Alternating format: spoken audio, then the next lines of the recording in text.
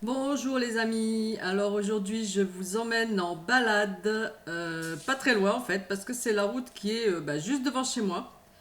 Et ce que je veux vous montrer en fait, puisque je vous ai parlé donc un stock de nourriture, il doit être mouvant, c'est-à-dire qu'on ne doit pas que puiser dans le stock, on doit apporter des choses dans ce stock. Je veux dire, si au bout de 15 jours, vous vous apercevez qu'il y a toujours rien dans les magasins et que vous pouvez toujours pas vous approvisionner, il va falloir ajouter des choses dans votre stock. Je vous ai dit aussi donc que la base, c'était des pâtes ou du riz avec des légumes secs, notamment des lentilles. Le problème, c'est que vous n'allez pas avoir avec ça suffisamment ni de calories, ni de vitamines et minéraux. Ce qui va vous manquer très vite, ça va être donc des produits frais.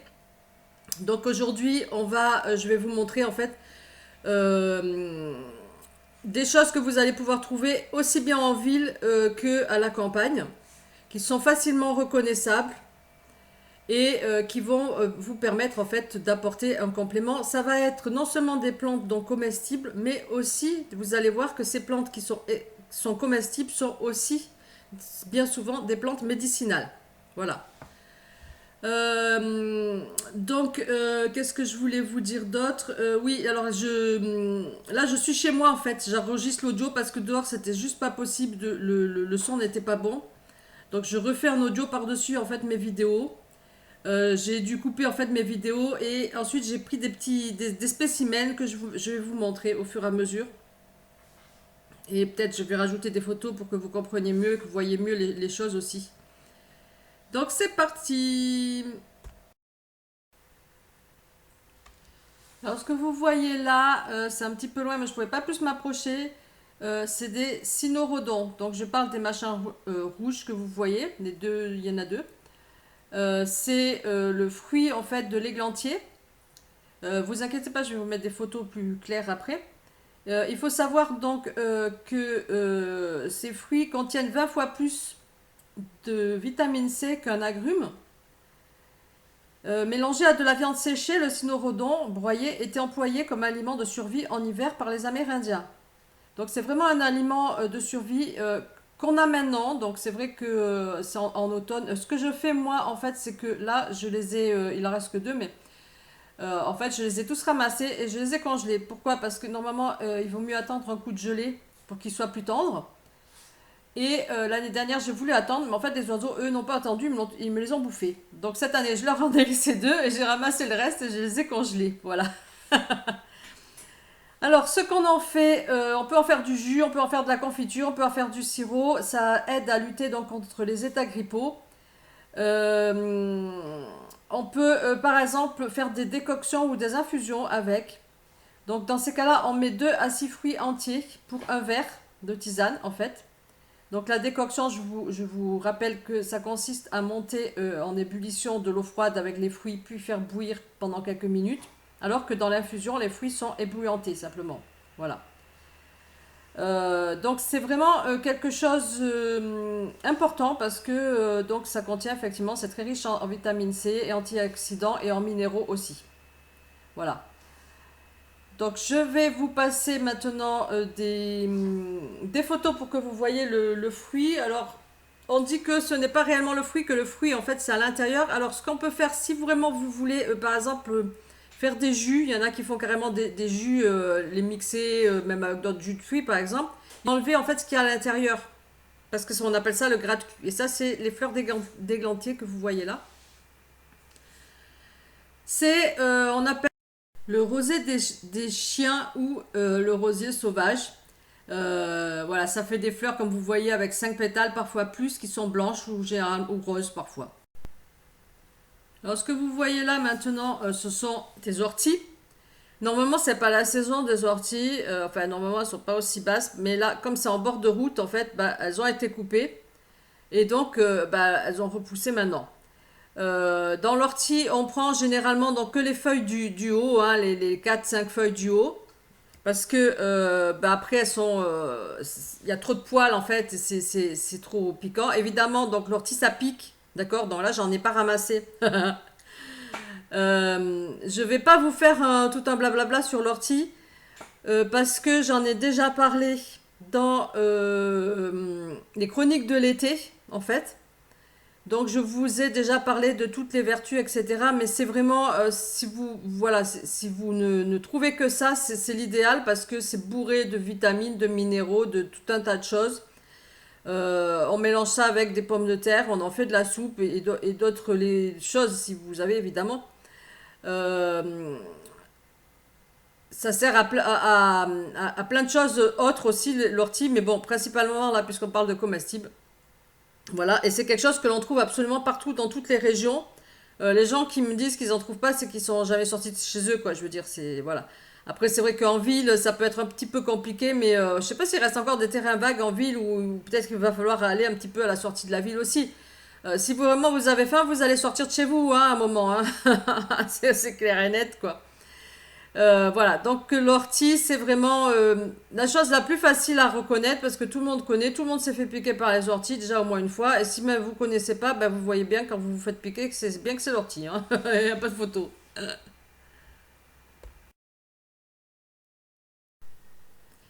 Alors maintenant, ce que je vous montre là, c'est de l'oseille. Alors l'oseille sauvage, c'est une plante comestible qui est riche en vitamine C et E. Elle contient également donc du fer, du magnésium et de nombreux autres oligo-éléments.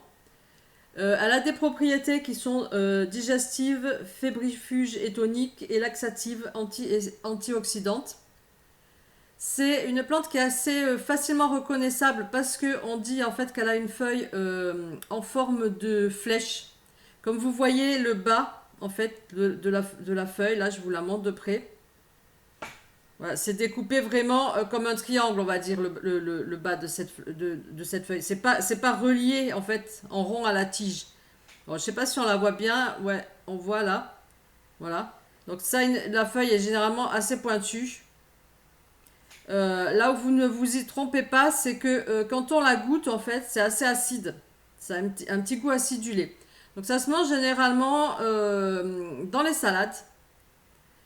Mélangé à autre chose parce que tout seul, je vous dis, c'est un petit goût acide. Après, voilà, j'aime bien moi dans la salade mélanger. Par contre, il faut faire attention parce que, euh, comment dire, ça peut causer des soucis aux gens qui ont des problèmes de reins, qui ont de la goutte ou des problèmes de rhumatisme. Voilà. Donc dans ces cas-là, il vaut mieux, si vous avez des soucis surtout de reins, il vaut mieux en consommer, mais que très très peu. Mais par contre, voilà, vous pouvez en rajouter quelques feuilles dans les salades.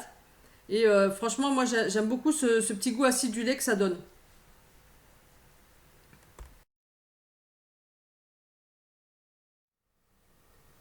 Voilà, donc comme j'avais, en fait, j'ai ramassé une feuille, donc je vous la montre de près. Voilà, ce dont je vous parlais, en fait, c'est ça, là, vous voyez.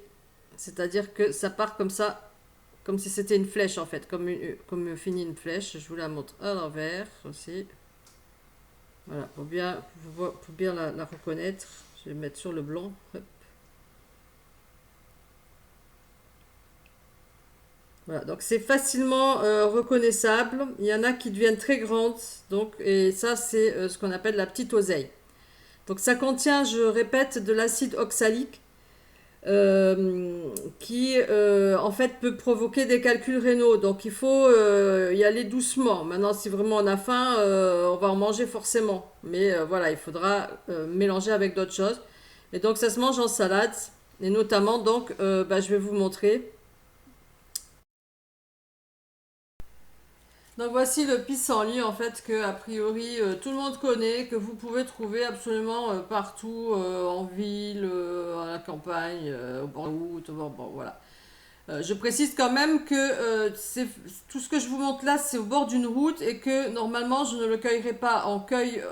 Il faut cueillir en fait les plantes dans des endroits où a priori, les chiens et autres animaux n'ont pas pissé, chié dessus, etc. Où il n'y a pas de voiture qui passe, etc. Maintenant, si vraiment, vraiment on a faim et qu'il n'y a que ça, dans ces cas-là, c'est de bien les laver et dans ces cas-là, il faut mieux les utiliser cuits. Voilà. En règle générale, c'est vrai que les plantes sauvages À moins qu'elles soient vraiment à une hauteur de plus de 50 centimètres, on évite en fait de les manger parce qu'elles peuvent avoir aussi des bactéries et des machins qui sont pas cool du tout. Là, on est dans un contexte de survie, donc bon, voilà. Et il faut savoir donc que le pissenlit a des propriétés aussi donc médicinales. Donc il peut être utilisé comme digestif amer. Donc on prend les feuilles vraiment les plus jeunes, hein, sinon c'est assez amer. D'accord. Donc faut pas le prendre quand il est en fleurs, faut le prendre vraiment tout au début en fait du printemps. Euh, la racine de pissenlit peut corriger des problèmes de constipation chronique. La racine de pissenlit se mange aussi, mais généralement il vaut mieux attendre la prendre après le gel en fait, parce que sinon elle risque d'être assez amère. Euh, donc, comme son nom l'indique, le pissenlit augmente la duresse, et ceci de manière notable. Donc, notez que c'est une feuille qui a une affinité particulière pour les reins, plus que la racine en fait. Donc, justement, comme je parlais de reins tout à l'heure avec l'oseille, ça se marie très bien en fait, parce qu'on va dire que l'un contre les mauvais effets de l'autre en fait. On utilise donc dans les cas aussi de rétention d'eau et d'œdème. Si vous vous sentez gonflé et que vous suspectez une rétention d'eau, la feuille de pissenlit pourra valider cette hypothèse. Donc faites-en une cure pendant une semaine et vous verrez si vous arrivez à perdre du poids. En fait, vous n'allez pas vraiment maigrir, mais vous allez plutôt pisser une partie de votre eau. Voilà, c'est vraiment pour les gens qui font de la rétention d'eau. Vous pouvez l'utiliser aussi si vous avez de l'hypertension. Alors, ce que vous voyez là dans le mur, c'est du nombril de Vénus. Ça pousse souvent sur les murs, sur les talus, entre les racines, dans des petits trous comme ça, généralement à la verticale en fait. Le nombril de Vénus, donc ça se mange en salade. Et ça a aussi donc une réputation comme étant un diurétique et qui permet de dissoudre justement les calculs, puisqu'on parlait de calculs tous les deux. Donc c'est très bien de faire des salades en fait mélangées avec du pissenlit, de l'oseille et du nombril de Vénus. Voilà, on en trouve, je vous dis, sur les vieux murs en fait généralement. Et ça a aussi donc des bienfaits contre les tumeurs, les callosités des talons, les ulcères et les hémorroïdes. Voilà. Donc c'est une plante qui est aussi donc comestible et qui est aussi donc médicinale. Donc alors je vois du noir là. Ah voilà, je sais pas ce qui s'est passé. J'ai voyé du noir d'un coup. Je me demandais ce qui se passait. Voilà, donc c'est d'autres endroits en fait. Comme on voit, ça pousse partout. C'est vraiment facilement reconnaissable. Pourquoi? Parce que c'est une feuille donc, qui est toute ronde, qui est assez épaisse, hein, d'accord? C'est assez épais. Ça fait vraiment, on dirait, ça peut se remplir d'eau en fait. Vous voyez, ça fait un trou au milieu en fait. Enfin, un trou, un fossé, on va dire, au milieu. Une petite cuvette, voilà, cherchez le mot. Une petite cuvette au milieu, donc qu'on pourrait pratiquement remplir d'eau en fait. Donc c'est vraiment facilement reconnaissable. La feuille, elle est légèrement, on va dire, un petit peu, elle est ronde, très ronde, mais légèrement un petit peu ondulée en fait. Il y a des petites ondulations en fait tout le tour de la feuille. Franchement, si vous voyez ça sur un mur, voilà, là vous voyez c'est sur une racine, c'est sur un talus, comme plante. Voilà. J'essaie de vous la montrer un petit peu mieux. Voilà, là on voit bien le dessous donc un petit peu plus clair. Euh, c'est épais un peu, je dirais, comme les cactés. Vous voyez ce que je veux dire? C'est un peu cette texture-là, un peu caoutchouteuse, je trouve. Voilà. Donc c'est aussi une plante comestible que vous pouvez trouver effectivement en ville, justement, sur des vieux murs. Généralement, enfin, moi je vois là dans le village sur les murs, hein, carrément quoi.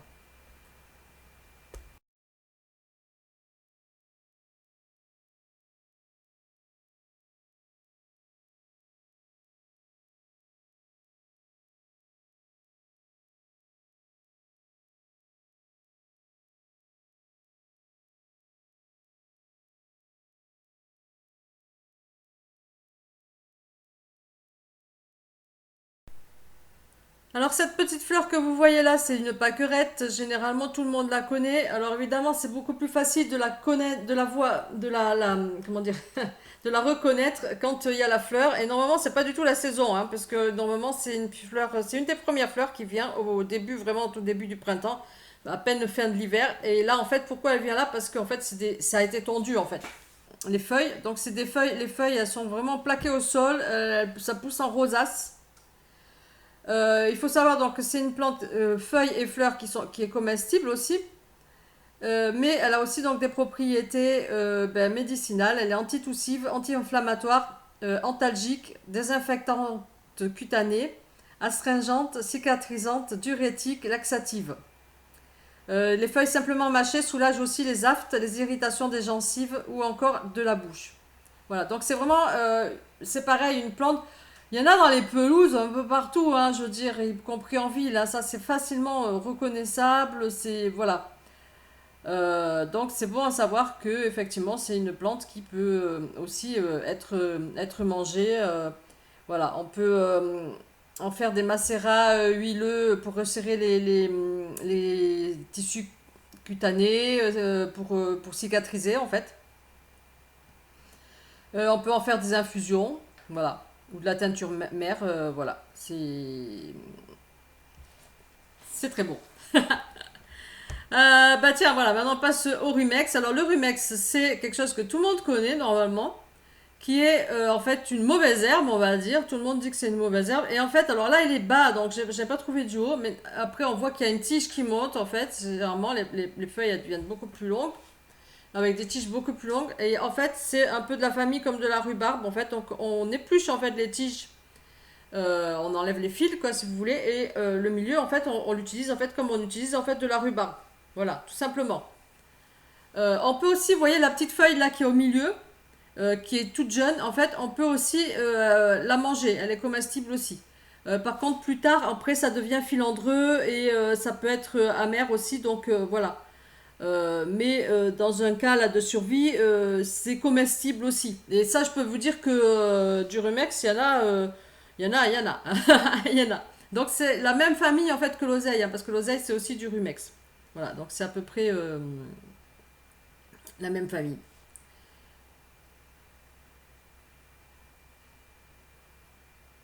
Bon, je laisse finir la vidéo parce qu'elle est presque finie. Et maintenant, nous allons passer à... Voilà, alors ce que je vous montre là, en passant, parce que bon, c'était au bord de la même route, hein, c'est des fruits de berce en fait.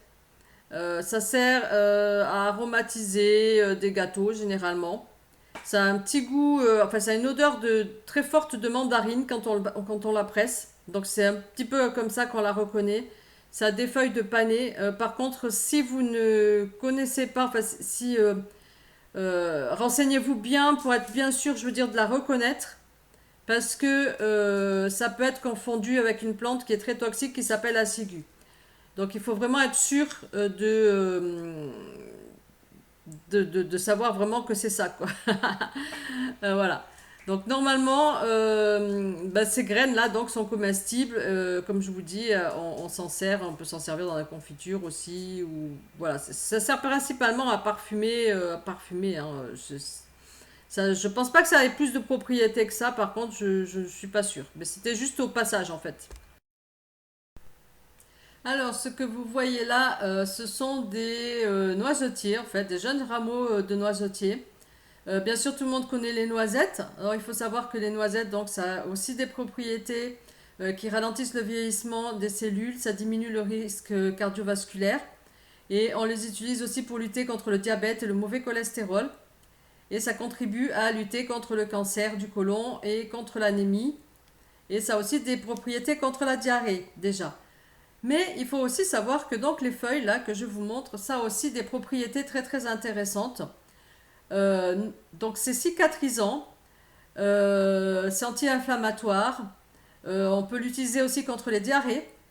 Les écorces en fait des rameaux, c'est utilisé comme sédatif local et comme cicatrisant. Et c'est aussi donc très intéressant pour tout ce qui est système veineux. Moi, je l'ai utilisé vraiment avec grand succès sur des varices qui me faisaient très mal. Donc voilà, ça utilisé donc quand on a des varices, des hémorroïdes, des phlébites, en fait pour le confort de la circulation veineuse, des jambes lourdes, etc. Alors comment ça s'utilise? Ça peut s'utiliser donc en infusion ou en décoction. Donc c'est 20 grammes de feuilles par litre d'eau en infusion et 30 grammes de feuilles par litre d'eau pour les décoctions. En usage externe en fait, on peut donc utiliser l'huile de noisette ou en fait des décoctions appliquées en compresse. Donc ça permet comment dire, d'apaiser les affections de la peau. Et on peut aussi faire des teintures. Donc moi c'est ce que j'avais fait pour les varices. Alors comment est-ce qu'on fait une teinture? En fait on fait simplement sécher les feuilles. Donc il faut savoir que soit vous coupez là par exemple les petits rameaux, vous pouvez les couper et les pendre et les laisser sécher donc dans un endroit sombre. Moi ce que je fais en fait je ramasse les feuilles et je les fais sécher dans un sac en patates pendu en fait à un fil à linge, donc dans mon cellier. Voilà. Et une fois que vraiment elles sont bien sèches, vous les mixez. Donc vraiment les réduire le plus possible parce que vous allez voir que quand vous allez rajouter l'alcool, ça va pas être si facile que ça pour qu'elles baignent dedans en fait. Vous les pesez et il faut compter donc ça c'est en règle générale pour toutes les teintures sauf si c'est indiqué autre chose, mais normalement c'est une part donc de comment dire de feuilles séchées pour 5 parts d'alcool. En alcool, on utilise donc soit de la vodka, soit du rhum, soit du mar. En fait, moi, généralement, je prends de la vodka parce que c'est ce qu'il y a de moins cher et ça n'a pas de goût. Euh, donc, si par exemple vous avez 100 grammes de feuilles, vous faites 100 grammes x 5, donc 500 grammes d'alcool. Moi, ce que je fais, donc normalement, on le met dans un bocal, alors soit avec un poids, soit dans les cafetières italiennes. Là, vous voyez, il y avait un pressoir, en fait. Moi, j'ai acheté exprès des cafetières comme ça, pour ça, justement. Donc, je presse bien, je mets mon alcool, et après, je presse bien de façon à ce que l'alcool remonte au-dessus des feuilles, et donc le recouvre vraiment complètement. Et on laisse macérer pendant 15 jours en remuant tous les jours. Donc, on secoue la bouteille ou le bocal, ou voilà. Et on laisse ça pendant 15 jours. Au bout de 15 jours, on filtre. Et donc ensuite, on l'utilise au compte-gouttes, hein, puisque là, donc pour les teintures, donc en ce qui concerne l'oiseautier, après ça peut être d'autres... pour d'autres plantes, ça peut être différent, il faut chercher. La posologie, là c'est 15 gouttes matin et soir, en fait, avant ou après un repas, à diluer dans de l'eau. Moi, je mettais dans le jus d'orange, je savais que voilà, ça n'avait pas plus de goût que ça. Et je vous dis, pour les varices, c'était vraiment impeccable. Donc, le noisetier, voilà, les noisettes se mangent. Les noisettes, ça peut se garder tout l'hiver. Donc, c'est vraiment là, maintenant, c'est un peu limite, c'est un peu dépassé maintenant pour ramasser les noisettes. Mais c'est vrai que normalement, chaque année, j'en ramasse et puis je les conserve, voilà, et je les utilise. Voilà, donc dans un contexte de survie, vraiment, le noisetier, c'est quelque chose qu'on trouve partout aussi, hein, en campagne. Et qui est vraiment très utile pour plein de choses.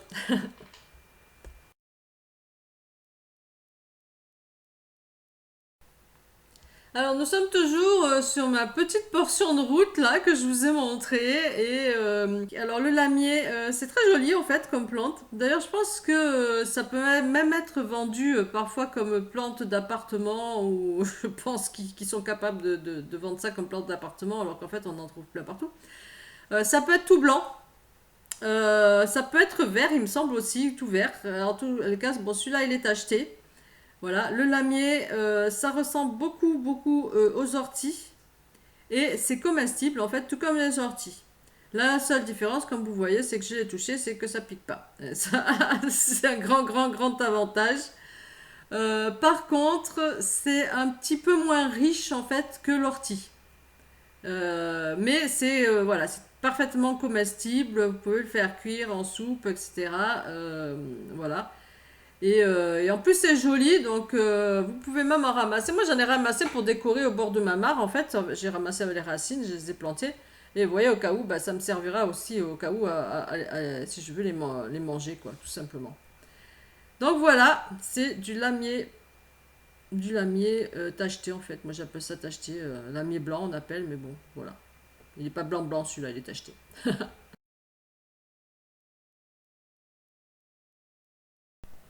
Alors maintenant, ce que nous avons là, c'est de l'oxalis. Alors certains appellent ça du faux trèfle.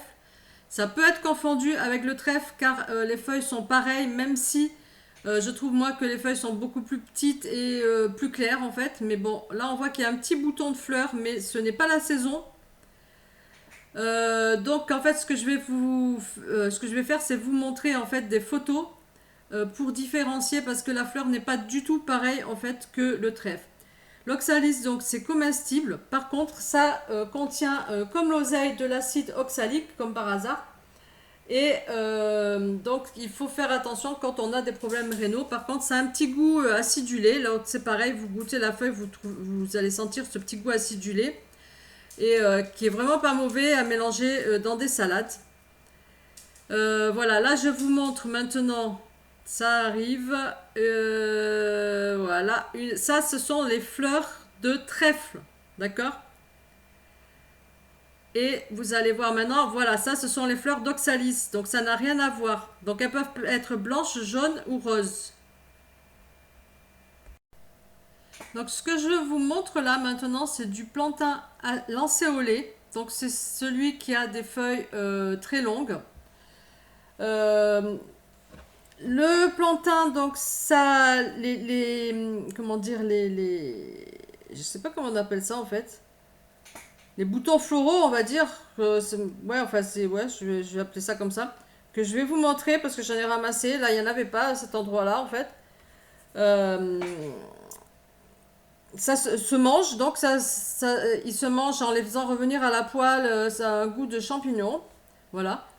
Par contre, au niveau donc des feuilles, ça a des propriétés médicinales. Donc le plantain, c'est vraiment extraordinaire pour notamment donc les piqûres, tout ce qui est eczéma, les blessures, donc notamment les blessures sales. Vous savez quand vous tombez, que vous avez du gravier, du machin comme ça, enfin ma grand-mère elle faisait mâcher du plantain tout simplement et après le mettre directement sur la plaie ou sur la piqûre. C'est aussi bien pour les gingivites, les aftes et surtout à propos des maux de dents, des caries dentaires, des abcès dentaires, aussi les hémorroïdes. C'est un antihistaminique.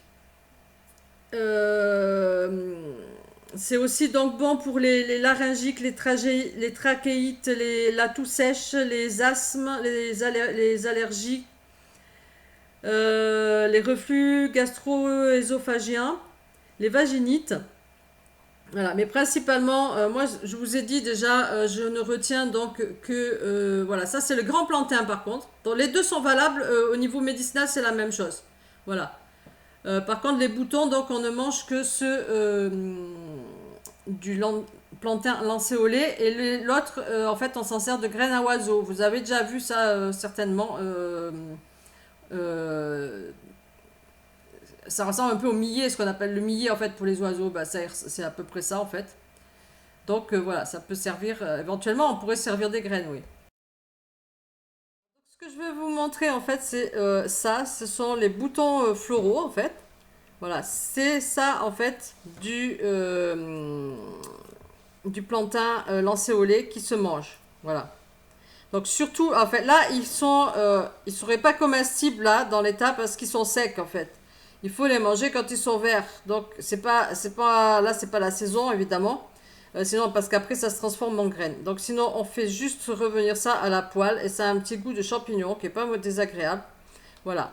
Euh, mais les propriétés en fait principales du plantain, donc, c'est surtout que c'est un anesthésiant. Donc c'est un anesthésiant qui peut en fait vous servir pour les piqûres, n'importe quelle piqûre en fait, de moustiques, d'orties, de guêpes, etc. On peut tout simplement mâcher la plante, une feuille, en faire une pâte et la mettre sur la piqûre. Mais surtout, c'est un anesthésiant au niveau donc, de tout ce qui est dentaire, en fait, caries, etc. Si vous avez vraiment une dent qui fait mal, et là, en cas de, dans un cadre de survie, en fait, d'un contexte de survie, Il n'y a peut-être pas de médecin, il n'y a peut-être pas de dentiste. Si vraiment vous avez mal aux dents, croyez-moi que vous allez me bénir de savoir ça. Donc ce qu'il faut, donc vous pouvez effectivement mâcher une feuille et vous la mettre là où vous avez mal. Ça contient un anesthésiant dedans. Maintenant, le mieux est quand même d'en faire une teinture mère. Comme je vous l'ai dit tout à l'heure, on fait sécher la plante à un cinquième d'alcool, enfin un pourcentage d'alcool pour 1 pourcentage de plantes sèches pour 5% d'alcool, je vais y arriver. Voilà, ça va faire quelque chose de très noir, et donc il ne faut pas s'inquiéter, c'est normal. On met ça sur un petit coton, on met ça là où on a mal, et je peux vous dire que voilà, c'est pas dégueulasse en plus parce que ça a un petit goût sucré. L'alcool en plus va désinfecter donc complètement la dent, et c'est un anesthésiant, donc vous n'allez plus avoir la douleur très très vite. En fait, ça va très vite vous passer la douleur. Donc ça, c'est vraiment bon à savoir. Sinon, donc, on peut aussi l'utiliser donc en infusion pour en fait tous les problèmes que je vous ai dit. Donc généralement, c'est tout ce qui est externe.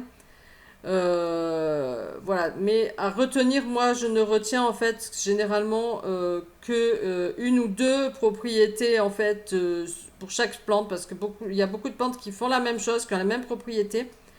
Et si on veut retenir, en fait, le mieux c'est de retenir simplement une ou deux propriétés des plantes. Comme ça, au moins, on sait quoi. On n'a pas besoin de prendre un bouquin, parce que dans un mode de survie, il va falloir savoir quelle plante fait quoi, et puis point barre. Hein. Il n'y aura pas forcément à moins que vous achetiez un livre, mais voilà, sinon, vous n'aurez pas forcément l'information.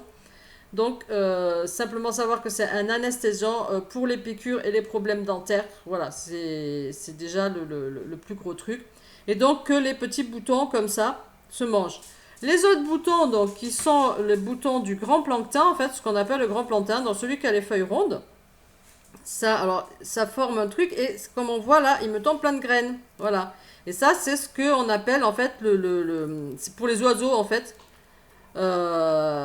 Donc, éventuellement, dans un contexte vraiment de survie, les graines doivent pouvoir être séchées et même réduites en farine et être mangées, je suppose. Voilà, en tout cas, je pense que de toute façon, c'est comestible. Et au cas où, ça peut toujours nourrir éventuellement si vous avez des oiseaux, des poules, je sais pas quoi. Enfin, les poules, c'est un peu petit quand même pour les poules. On les mange pas vraiment, mais voilà. Ça, c'est pour le grand plancton. Mais nous, on mange donc ça, mais quand il est vert. D'accord? Vous avez bien tout compris? Voilà. Je vais vous parler d'autres choses, mais que j'ai pas filmé. Donc, je vais mettre des photos à la place et je vous en parle tout de suite. Alors, la dernière chose dont je veux vous parler, en fait, c'est le tilleul. Pourquoi le tilleul? Parce qu'on peut en trouver dans les villes aussi. Donc, c'est intéressant. Les gens connaissent donc le tilleul généralement pour les fleurs. Donc généralement on ramasse les fleurs avec les deux petites feuilles vertes qui sont accrochées avec en fait, vert clair. Et donc on en fait des infusions généralement. Donc c'est des infusions calmantes qui favorisent le sommeil. Ça c'est une chose. Mais ce que les gens ne savent pas, c'est que on peut manger donc les boutons floraux. En fait, on peut les faire comme des capres. Donc, pour les faire comme des capres, en fait, c'est tout simplement comment dire, les faire macérer dans l'alcool. Et on peut manger, donc, comme vous voyez là, les fleurs. Si les fleurs n'ont pas été ramassées, en fait, ça va faire des fruits. D'accord? Donc, ça va faire des fruits, on va dire, plutôt en septembre. Et on peut manger donc ces petits fruits qui contiennent une graine qui est très riche en lipides et qui a un goût d'amande. Donc ça, c'est très intéressant. Et ce qu'il faut aussi savoir, donc, c'est que on peut manger les feuilles. Alors, on mange généralement des jeunes feuilles à partir de juin. En fait, ça dépend des régions. Donc, au début, en fait, du printemps, généralement.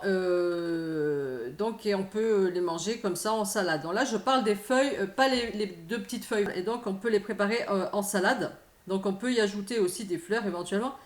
On peut les manger aussi plus tard dans la saison, mais elles seront plus fibreuses et voilà. elles seront moins bonnes. Maintenant, si vraiment on a faim, voilà. Donc généralement, on mange ces feuilles, donc quand elles sont jeunes, en salade. Donc, on trouve 25% de protéines, oui, dans les feuilles de tilleul, ce qui est donc beaucoup plus que la laitue ou que voilà, d'autres plantes. Les feuilles ont des propriétés adoucissantes, légèrement laxatives. Donc voilà pour le tilleul, qui en fait peut être trouvé en ville, dans des jardins, etc. Donc c'est vrai que c'est intéressant de savoir que, parce que c'est un arbre, donc il y a quand même de quoi manger là-dedans. Voilà, et ben c'est tout pour cette vidéo.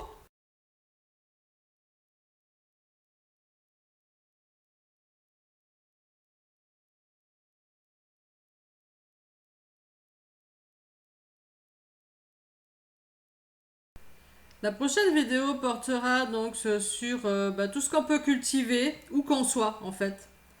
Et je vous parlerai donc de graines, etc. Comment les obtenir et comment en fait les cultiver, que vous soyez en ville, à la campagne, sur un toit, d'immeuble, voilà. Et donc je vous dis à bientôt, bye bye.